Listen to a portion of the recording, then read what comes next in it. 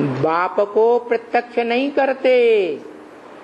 यही कारण है कि ज्ञान चंद्रमा अमावस्या के दिन है रोशनी वाला रहता है कि रोशनी से हीन हो जाता है।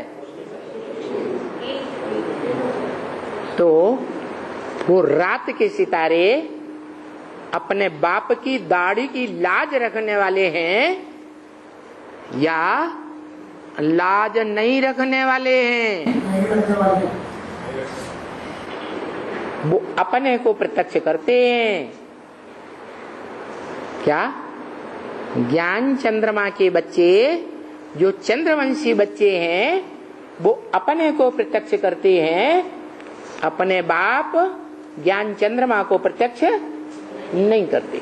इसलिए जो ज्ञान चंद्रमा वाली आत्मा है जिसे ब्रह्मा कहा जाता है, वो ब्रह्मा की पूजा संसार में नहीं होती। मंदिर यादगार नहीं बनते, मूर्तियां नहीं बनती, और कोई भी दुनिया में उस स्वरूप को याद भी नहीं करते।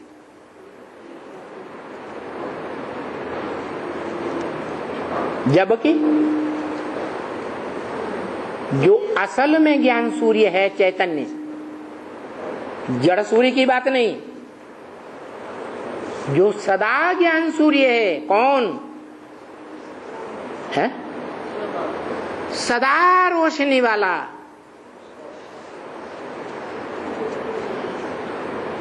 सदा शिव कहा जाता है।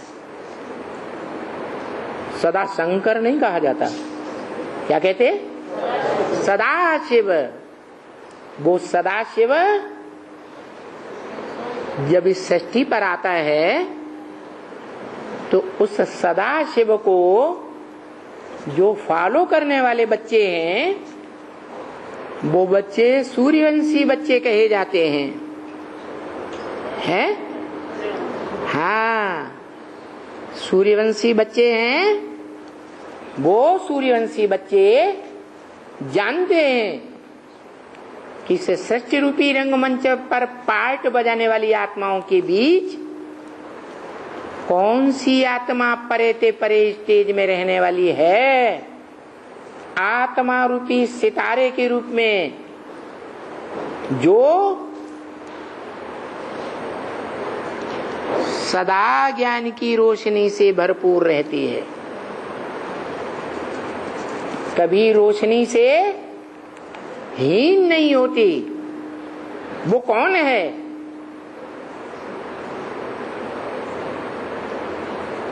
जो सृष्टि रूपी रंगमंच पर आती तो है, लेकिन कभी अंधकार का पार्ट नहीं बजाती, अज्ञान की बात नहीं सुनाती। क्या ज्ञान की रोशनी ही देती है या अंधेरा कायम रहेगा? अंधेरा कायम रखवाती है, हैं? कौन है?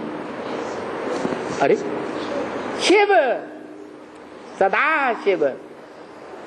वो सदा शिव इस सृष्टि पर आता है तो असल में जो पार्ट बजाता है, जिस युग में पार्ट बजाता है उस युग में सदा ज्ञान सूर्य है कि कभी ज्ञान से रहित पार्ट बजाता है, अज्ञानता का पार्ट बजाता है नहीं।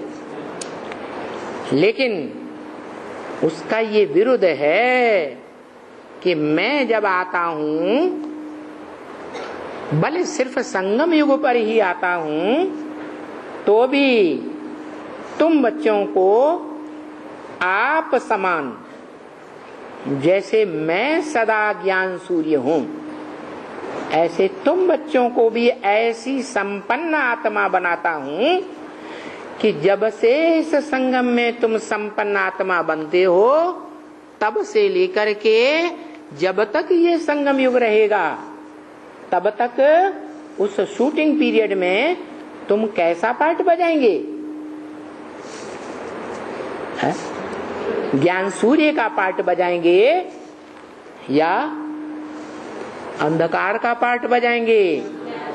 ज्ञान सूर्य का पार्ट बजाएंगे। तो जो ज्ञान सूर्य का पार्ट बजाने वाली आत्मा है मनुष्य आत्माओं के बीच में, उसको गीता में टाइटल दिया है, मैं जब आता हूं तो पहले पहले किसको ज्ञान देता हूं? है सूर्य को ज्ञान देता हूं। उसका नाम प्रैक्टिकल में ज्ञान सूर्य है। क्या वो प्रैक्टिकल में हर मनुष्य आत्मा की ऐसी स्टेज धारण कराता है? क्या करावनहार होकर क्या कराता है? हर मनुष्य आत्मा की ऐसी स्टेज धारण कराता है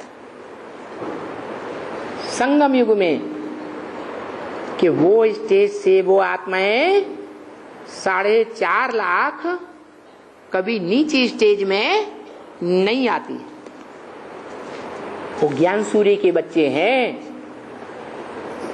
ज्ञान सूर्य के बच्चे सूर्य समान ही होंगे या अंधकार देने वाले होंगे? ज्ञान सूर्य वाले। जैसे ज्ञान सूर्य सूर्य कलाओं में बांधा जाता है, चंद्रमा तो कलाओं में बांधा जाता है। सूर्य है चंद्रमा कलाओं में बंधता है, लेकिन सूर्य कलाओं में नहीं बांधा जाता। उसके लिए कहा जाता है कलातीत कल्याण कल्पांतकारी। क्या वो कलाओं से अतीत है? जब कलाओं से अतीत है तो अतीन्द्रिय सुख देने वाला है। कैसा सुख? इंद्रियों से परे का सुख देने वाला। जो दूसरों को इंद्रियों से परे का सुख देने वाला है वो स्वयं इंद्रियातीत होगा या नहीं होगा? है वो स्वयं तो जरूर पहले इंद्रियातीत बनेगा। इंद्रियों से अतीत स्टेज में पार्ट बजाएगा। इंद्रियों के कर्म में बंध कर रहने वाला नहीं। इंद्रियां उसे अपने कर्म में बांध नहीं सकती। सुख और दुख का इंद्रियां अनुभव करा ही नहीं सकती। तो ऐसा कलातीत जिसके बच्चे भी कलातीत नंबरवार होते हैं, कोई छोटा बच्चा कोई बड़ा बच्चा। तो जो आसुरी मत पर चलने वाले हैं, जो एक सत्य है, इस सृष्टि में सत्य कितने हैं? एक सत्य है 100%, जिसका कभी विनाश नहीं होता। जो भारतीय परंपरा में शंकर के नाम रूप से गाया जाता है, वास्तव में भक्त नहीं जानते कि जो शंकर का पुरुषार्थी रूप है वो अपूर्ण है या संपूर्ण है?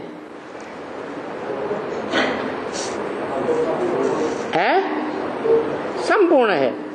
अगर शंकर का जो स्वरूप है, हाथ पांव नाक आंख कान वाला संपूर्ण रूप है, तो शिव के मंदिर में लिंग की जगह शंकरों को क्यों नहीं बैठाया गया?